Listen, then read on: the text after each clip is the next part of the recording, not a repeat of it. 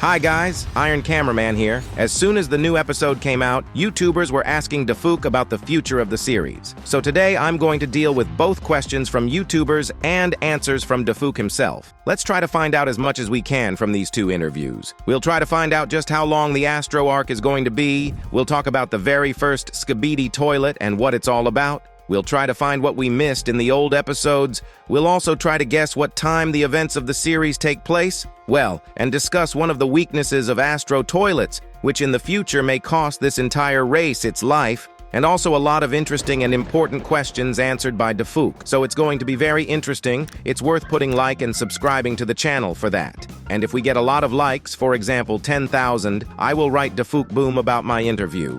And if he agrees, I will ask the best questions that you leave in the comments under this video. Well now, grab your tea and cookies, as we're getting started. All of these questions that I'm going to deal with today were asked by Russian-speaking YouTubers, namely Fordel and Razoplay. These people can be trusted 100%, as they have received real spoilers before. So I am confident in these answers. We're going to take the questions one by one, starting from the most light and ending with the most interesting and important ones for the series. 3 of Razoplay's questions can be discarded right away, as Dafuk didn't want to answer them. Those questions were where the secret agent came from, the Skibidi virus, and the alliance itself. I'm actually not too surprised that Dafuk decided to walk away from the questions because they could have revealed a lot about the series and it may have ruined Dafuk's plot. The way I see it, he wants to reveal his series himself through the episodes, which is why he decided to answer all 3 questions with this emoji. By the way, when I first saw these answers, I thought Dafuk meant something from above, i.e. from space. Yes, as you realized, I thought that all these answers were indirectly hinting to us that everything came from space or from above. But then, after thinking better, I realized that it was just a forbidding sign. Dafuk was like saying to Razoplay, "No, you're not finding that out now." Next, I would like to discuss one question from another YouTuber, namely Fordel. He asked a question that really interested me. It sounded like this: is there an episode where you left something important but no one noticed it? To which I received the answer, there is, and more than one. I'm actually very surprised. Did no one really notice the details in the episodes that Dafuk hid? Okay, if there was just one such episode, but as we realized, there are several, and I was very interested in that. With this answer, Dafuk encouraged the audience to re-watch the series once more to find the details he hid. All right, we're going to start with a few more questions, and then I'm going to go look for all these secrets. The next question asked by a YouTuber under the nickname Fordel was, does the series take place in our time? To which Dafuk replied that no, not in our time. My personal guess is that we are most likely not in the future, but in the past. We saw Camerawoman's memories, and there we were shown 1985. The way I see it, it's unlikely that the events of the series have traveled very far from that date. Since it was in this year that we could see the energy of the Cameramans, that is when they were already creating agents. From what we can conclude, that the events of the series take place between 1985 and 1995, definitely not earlier, and definitely not later than 2000. Perhaps in a future series we will be told in more detail what year it is and what happened before the war. But for now, we can only speculate. Fordel also asked Dafuk, will we learn something unexpected that will change our perception of one of the alliance races? To which he got the answer that it's possible. After all this time, fans of the series still have concerns about TV men. Yes, I think it's likely with this question that Fordel was asking about TV men, but will they be? That's a very interesting question. In fact, it could be them, or it could be cameramen or speaker men in general. As we realized, the question applied to all races, so Dafuk's answer could be attributed to any of the races. Or does it refer to the new race of agents that should be coming soon? Speaking of the new race, Razoplay posed this question to Dafuk, to which he responded with this ambiguous answer. 3 dots. What could that mean? If the idea of a new race was not even in mind, the answer would be no. But as you and I can see, these 3 dots strongly suggest that there will be a new race. I recently made a video on this subject. If you're interested, you can take a look. There, I hypothesized that the new race would consist of a single agent who would push the thoughts and tactics of secret agent into the Alliance to get them to act the way they should. With that answer, I believe Dafuk said that the new race will be, and most likely, very soon. Like I said before, if they do appear, it will most likely be in episode 79. Talking of episodes, YouTuber Razoplay asked Dafuk which episodes after 80 will be fiery, to which surprisingly, Dafuk replied that all episodes will be fiery. And when I found that out, I don't even envy DafuqBoom, because there have already been many episodes that have blown the roof off. But if he's going to make every episode like this, imagine how much time he has to spend on it.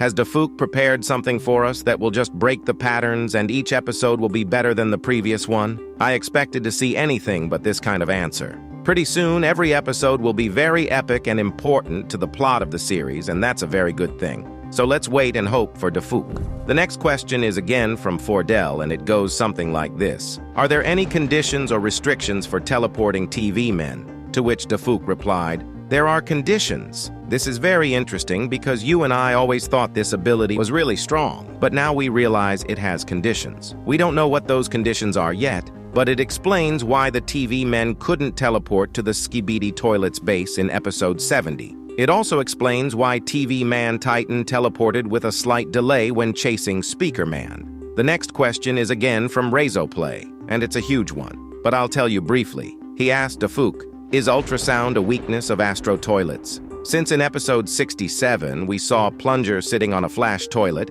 he was able to stop himself with Skibidi Scientist's ultrasound, from which Razoplay assumed that ultrasound was the main weakness of Astro toilets. And then in the same question asked about whether there would be similar improvements on Speaker Man Titan, to which Dafuk again wagged his finger at Razoplay. Poor Razoplay, fourth question and Dafuk is scolding him. Okay, let's continue. So, I mentioned before that the kind of questions that Dafuk was threatening to point his finger at, I'm not going to put much emphasis on, but why did I decide to elaborate on this one? It's simple. It seems to me that Razoplay hit the mark here with his mini-theory, and Dafuk decided to show that, yes, you're right, but I'll reveal that later. I mean, if it's not true, what stopped Dafuk from saying no? Exactly, nothing. So we now realize that the weakness of Astro toilets is ultrasound, and such an improvement may soon be coming to Speakerman Titan. So guys, we're waiting for our Titan Speakerman to be a storm of Astro toilets.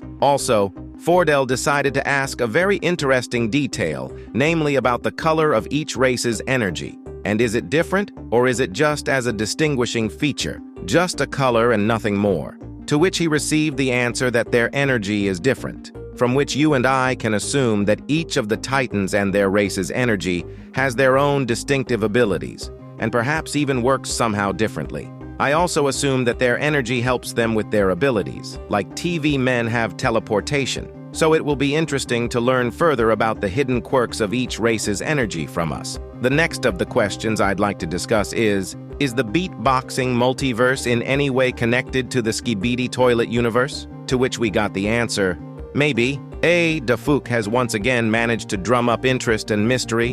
What can I say? I think it's clear to everyone that these universes are connected, but indirectly. There might be a future where they cross over a bit, but I'm not too sure about that. We will see details, references, but the full-fledged crossing of these two universes is definitely not worth waiting for.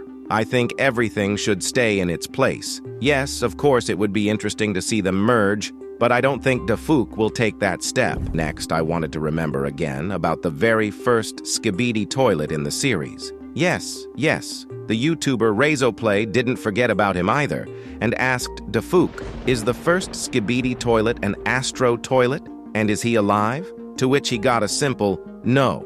But I don't think such a categorical answer from Dafuk addresses the whole question. As we know, Dafuk is very fond of confusing everyone, evading answers, and he answers one question in a big question. That is, if there are several questions, Dafuk will only answer one and it's usually the last one. We'll see this again later. So most likely Dafuk answered no to the question whether the very first Skibidi Toilets is alive. But that leaves one open question. Is he an Astro? And if we do find out, it's unlikely to be soon. So let's better move on to the next question. YouTuber Fordell decided to ask Dafuk, will there be other projects that will reveal the history or future of the series after it ends? And Dafuk said that it's a possibility in the future, from which we conclude that a comic book, a movie, a TV series, maybe even a new official game could be coming out soon, which in turn will reveal the plot of our animated series. But judging by the fact that we're talking about the future,